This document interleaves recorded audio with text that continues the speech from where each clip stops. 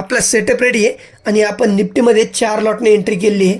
सध्या आपली पोझिशन ही प्रॉफिटमध्ये निफ्टीमध्ये पुट साईडला आपण एंट्री केलेली आहे, कारण मार्केट बघा गॅप डाऊन झालेलं आहे आणि परत मार्केट वरती चाललेलं आहे.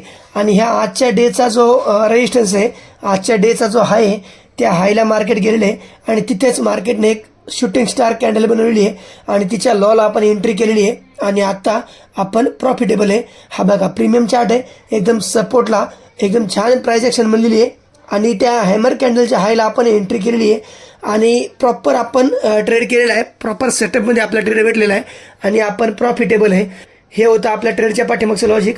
आणि आपण ज्याच्यामध्ये ट्रेडिंग करतो त्याचं नाव FIX लाईव्ह.